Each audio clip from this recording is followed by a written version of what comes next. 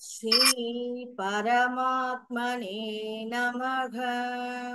अथ श्रीमद्भगवद्गीता षष्ठोऽध्यायः आत्मसंयमयोगः।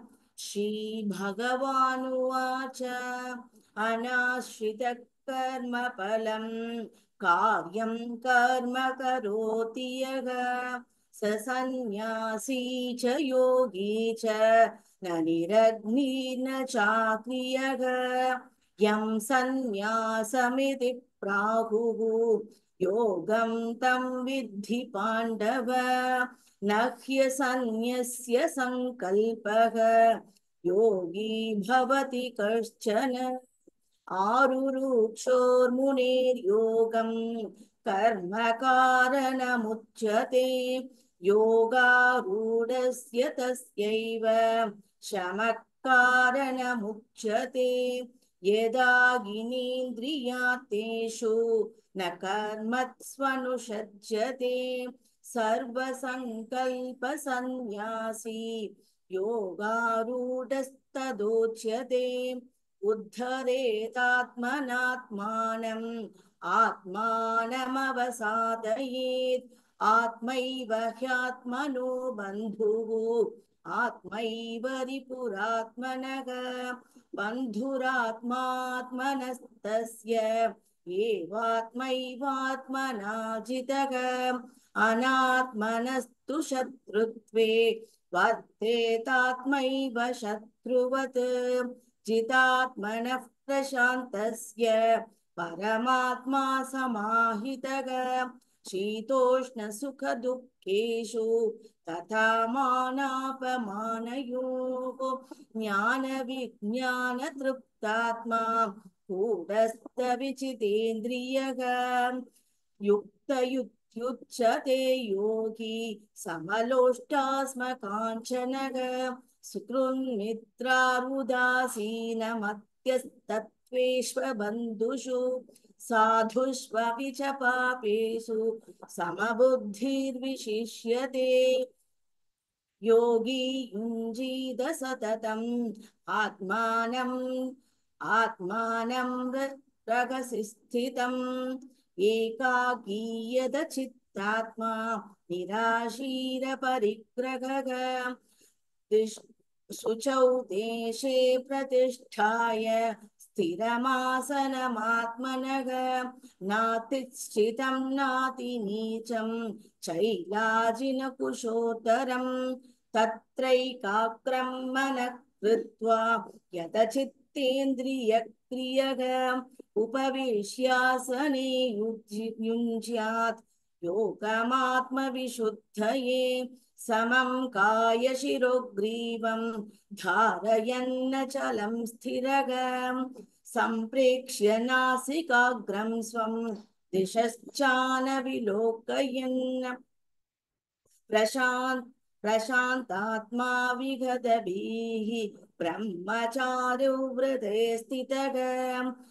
मनः संयम्य मच्चित्तः युक्त आसीत मत्परः। योगी युञ्जीत सततम् युञ्जन्नेवम् युञ्जन्नेवं सदात्मानं योगी नियतमानसः। शान्तिं निर्वाणपरमां मत्स्थं स्थामधिगच्छति। नात्यस्नतस्तु योगोऽस्ति न चैकान्तमनस्नतः। न चादिस्वप्नशीलस्य न जाग्रतो न चादिस्वप्नशीलस्य योगी भवति। जाग्रतो नैव चार्जुन जाग्रतो नैव चार्जुन। युक्ताहारविहारस्य युक्तचेष्टस्य कर्मसु युक्तस्वप्नावबोधस्य योगी भवति दुःखः। यथा विनियतं चित्तम् आत्मन्येवावतिष्ठते निःस्पृहः सर्वकामेभ्यः युक्त इत्युच्यते तथा यथा दीपो निवातिस्तः नेङ्गते सोममा स्मृताम् योगिनो यदचित्तस्य युञ्जतो योगमात्मना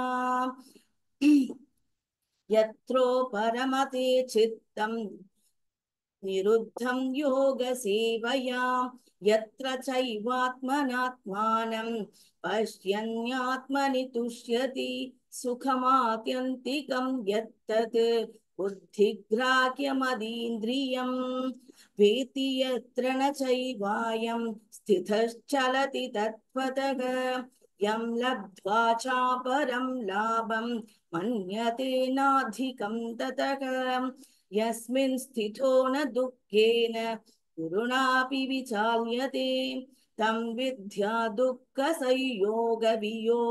योगसंज्ञितं स निश्चयेन योक्तव्यः योगो निर्विण्णचेतसां सङ्कल्पप्रभवान् कामान् त्यक्त्वा सर्वान् शेषतः मनसैवेन्द्रियग्रामं विनियम्य समन्ततः शनैरुपरमेत् बुद्ध्या धृति गृहीतयाम् आत्मसंस्थं मनः कृत्वा न किञ्चिदपि चिन्तयेत् यतो निश्चलति मनश्चञ्चलमस्थिरं ततस्ततो नियम्यैतत् आत्मन्येव वशं नयेत् प्रशान्तमनसं ह्येनं योगिनं सुखमुत्तमम् उपैति शान्तरजसं ब्रह्मभूतमकल्मषम्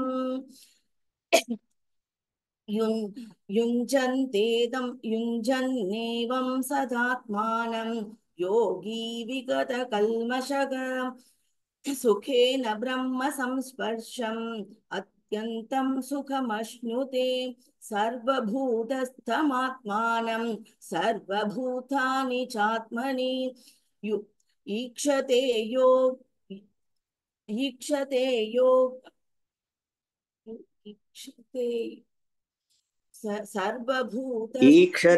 योगयुक्तात्मा सर्वभूतस्थमात्मानं सर्वभूतानि चात्मनि ईक्षते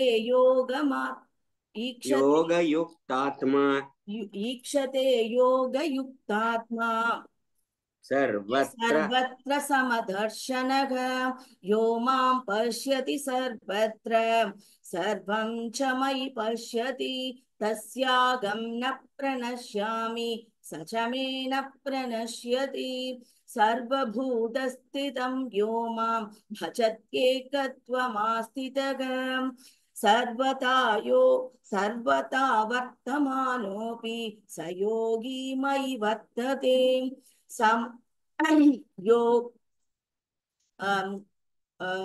आत्मौपं येन सर्वत्र समं पश्यति योऽर्जुन सुखं वा यदि वा दुःखं स योगी परमो मतः अर्जुन उवाच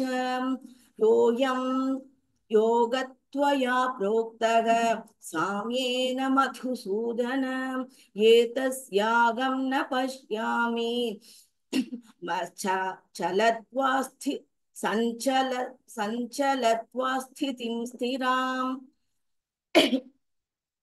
सञ्चलत्वा स्थितिं स्थिराम् सञ्चलं किमनः कृष्ण सञ्चलं किमनः कृष्ण